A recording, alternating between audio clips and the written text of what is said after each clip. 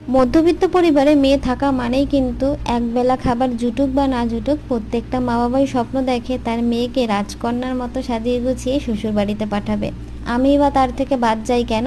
তবে আমার ক্ষেত্রে একটু অন্যরকম হয়েছে। আজ পর্যন্ত যাই করতে চেয়েছি মা বাবা আমাকে সমর্থন জানিয়েছে, এমনকি আমার প্রত্যেকটা কাজে সম্মান দিয়েছে। তবে আজ কিন্তু সময় এসেছে লক্ষ্মী মেয়ের মতন বাবা মাকে সম্মান করা আর বাবা মার কথার মর্যাদা দেয়া।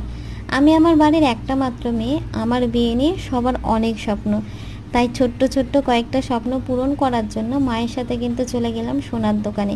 তবে কারণ কি জানো, আমরা মধ্যবিত্ত, একেবারে সব কিছু গুছিয়ে গাছিয়ে নিয়ে যেতে পারবো না, অল্প অল্প করেই আমাদেরকে গোছাতে হবে। তাই মায়ের ইচ্ছে মতো আমি দিলাম পলা ভাজাতে।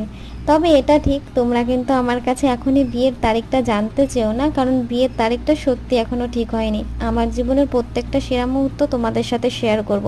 তোমরা এইভাবেই আমার পাশে থেকো, সাবস্ক্রাইব